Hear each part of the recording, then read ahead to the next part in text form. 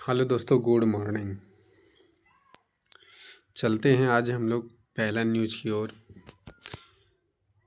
तो इसमें मुख्य चुनाव आयुक्त की नियुक्ति को लेकर क्या हो रहा है, कुछ इसमें नए नियम बनाए जा रहे हैं, तो उसको लेकर अभी ये चर्चा में है।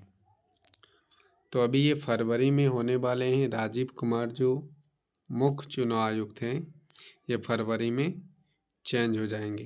तो नए जो मुख्य आयुक्त बनेंगे उसके लिए कुछ नियम कानून में बदलाव करने की बात कही जा रही है। तो इसको लेकर हम लोग देखते हैं। तो मुख्य चुनाव आयुक्त क्या है, कैसे है, इसके बारे में जानने की कोशिश करते हैं। तो निर्वाचन आयोग से संबंधित है। निर्वाचन आयोग, मुख्य चुनाव आयुक्त यानी निर्वाचन आयोग। तो निर्वाचन की बात करें तो भाग 15 से संबंध रखता है। भाग 15 से संबंधित है। निर्वाचन किस भाग से संबंधित है? तो 15 से। वहीं आर्टिकल की बात करें तो 324 से संबंध रखता है। 324 से संबंध रखता है। तो 324 में क्या क्या दिया गया इसको जानते हैं। तो आर्टिकल 324 में स्वतंत्र निर्वाचन आयोग की व्यवस्था कर सकता है। स्वच्छ एवं निष्पक्ष संचालन करने की बात कही है। स्वच्छ एवं निष्पक्ष संचालन करने की बात। निर्वाचन आयुक्त, मुख्य निर्वाचन आयुक्त, अन्य निर्वाचन आयुक्त का निर्धारण समय समय पर परिवर्तन होगा या कितना समय समय के लिए होगा, ये कौन करेगा? राष्ट्रपति करेगा। तो ये आर्टिकल 324 में दिया गया है। तो निर्वाचन आयुक्त, मुख्य चुनाव आयुक्त या मुख्य निर्वाचन आयुक्त या अन्य निर्वाचन आयुक्त का निर्धारण कौन करेगा?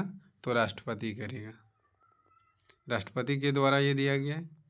और चुनाव आयोग की सेवा शर्त कार्य अवधि को निश्चित करेगा, यानी कितने समय के लिए होगा। चुनाव आयुक्त का सेवा शर्त कार्य और उसका अवधि कितना होगा, ये निश्चित कौन करता है? तो संसद के द्वारा तय किया जाता है। किसके द्वारा? संसद के द्वारा तय किया जाता है। वहीं यदि इसमें बात करें कार्य, तो कार्य की यदि बात करते हैं तो कार्य में क्या क्या होता है, यानी कार्यकाल उसका कितना होगा। तो मुख्य चुनाव आयुक्त का कार्य क्या है, यानी उसका शक्ति क्या है और इसका कार्यकाल क्या है, तो दोनों दिखते हैं। तो इसका कार्यकाल कितना है? मुख्य निर्वाचन आयुक्त और अन्य आयुक्त का जो कार्यकाल होता है उसका 6 वर्ष या 65 वर्ष। 6 वर्ष या 65 वर्ष दोनों में से जो पहले हो जाए उसका कार्य यही होता है, कार्यकाल। या तो वो 6 वर्ष तक रहेगा या उसके उम्र का समय सीमा 65 वर्ष हो जाए। तो निर्वाचन आयोग के पास कौन कौन सी शक्ति होती है, तो इसके बारे में जानते हैं। तो शक्ति इनके पास क्या क्या है, तो शक्ति देखते हैं। मतदान सूची तैयार करना। मतदान सूची तैयार कौन करता है? निर्वाचन आयोग। निर्वाचन क्षेत्र का परिसीमन या सीमांकन करना कि किस निर्वाचन क्षेत्र का कहाँ तक होगा। राष्ट्रपति, उपराष्ट्रपति, विधानमंडल के चुनाव का क्या करना? अधिरक्षण करना, अधीक्षण करना, यानी उसका क्या क्या प्रोसेस होगा, कैसे होगा, ये सारी जिम्मेदारी चुनाव आयोग के पास होता है।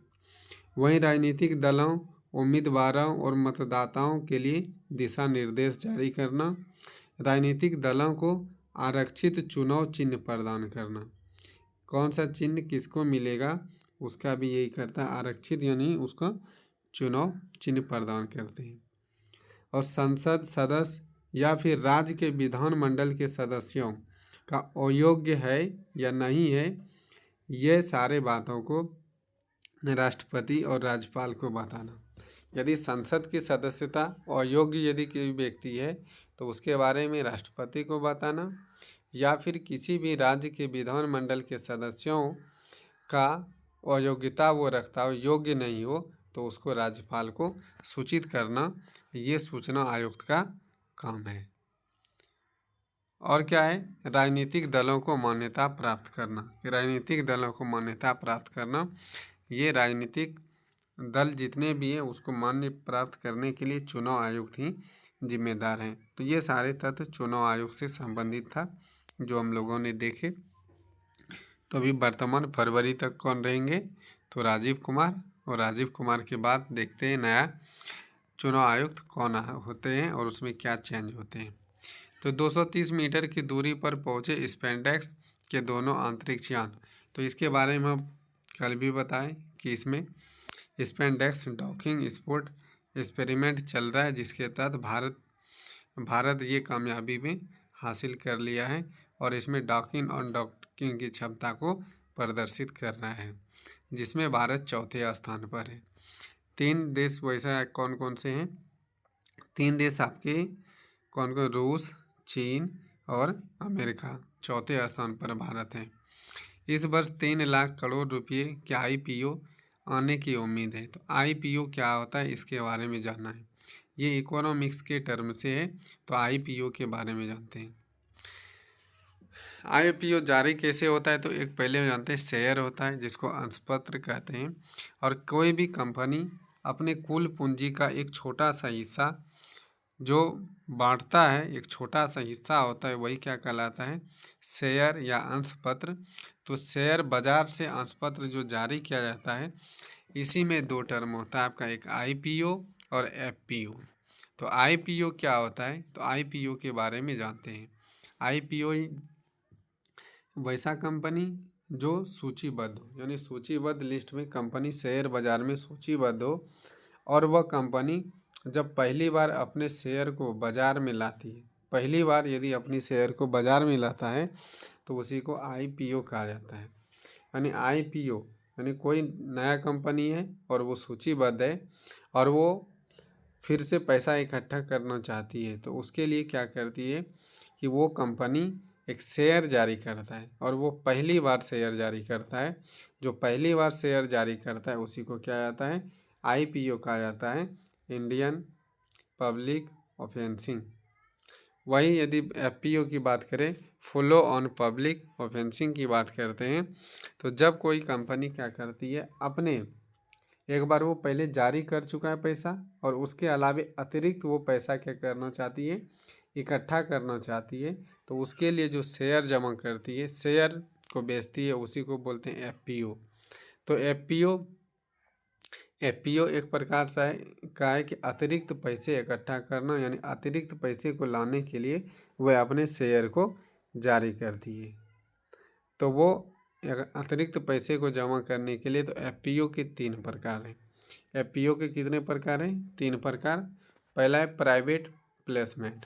प्राइवेट प्लेसमेंट में क्या होता है, तो प्राइवेट प्लेसमेंट में होता है कि जब कोई कंपनी पहली बार यानी पहले से ही किसी व्यक्ति का चयन कर लेता है, एक बार जब पहली बार करेगा तो उसको क्या बोल देंगे, IPO। लेकिन जब वो अपने ग्राहक को पहले से चयन करके रखता है, चाहे वो मित्र हो, किसी अन्य कंपनी हो, या किसी बैंक को, यानी बैंकों को, या शेयर जारी करने वालों को पहले से वो चयनित करके रखता है, उसको बोलते हैं प्राइवेट प्लेसमेंट, और ये FPO के अंतर्गत आता है। राइट इशू या राइट टू इशू FPO के अंतर्गत ही आता है, लेकिन ये इसमें क्या आता है, किसी भी कंपनी को अंशपत्र धारक कुछ ही अतिरिक्त अंशपत्र जारी करता है। यानी जब कोई कंपनी क्या करती है, किसी अंशपत्र धारक को कुछ अतिरिक्त, यानी उसी के कंपनी में पहले से कोई ऐसा व्यक्ति है जो इसका शेयर ले रखा है, पुनः उसी व्यक्ति को ये कुछ और शेयर जारी कर देता है, शेयर उसको दे देता है, इसी को बोलते हैं right to issue. Sweat equity क्या होता है, स्वेट इक्विटी होता है जब कोई कंपनी एक मुख्य लोग जैसे प्रमोट कर रहा है, यानी कंपनी का प्रमोशन कर रहा है, डायरेक्टर है यानी डायरेक्ट कर रहा है, उसको चला रहा है, तो उस व्यक्ति के पास यदि अतिरिक्त शेयर जारी करता है तो उसको बोलते हैं स्वेट इक्विटी। क्या कहते हैं, स्वेट इक्विटी कहते हैं। आइए इसके बाद देखते हैं बिहार में खेल विश्वविद्यालय को मिला मान्यता। तो बिहार के राजगीर में जो एक राजगीर में खोला गया है, कौन सा, बिहार खेल विश्वविद्यालय, जो राजगीर में है।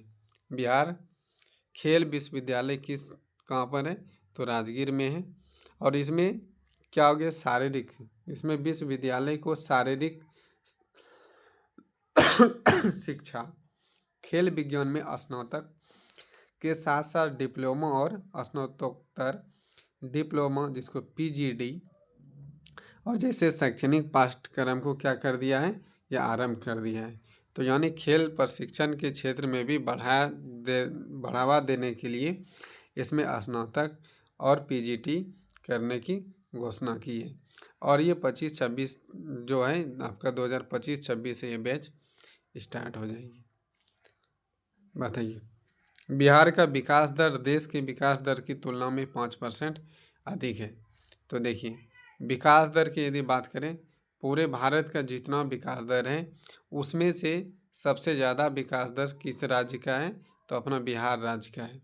यानी पूरे भारत देश का जितना जीडीपी है, जीडीपी ग्रोथ रेट है, उसके हिसाब से पूरे भारत में बिहार का 5% ज़्यादा जीडीपी रेट है। इसका मतलब है कि बिहार तेज़ी से ग्रोथ कर रहा है। तो यदि आप लोग को इस प्रकार का पीडीएफ चाहिए तो आप लोग brain booster ISPCS Telegram channel को ज्वाइन कर लीजिए और वहाँ पे ये सारे पीडीएफ उपलब्ध हो जाएंगे। आज के लिए इतना ही। थैंक यू, धन्यवाद।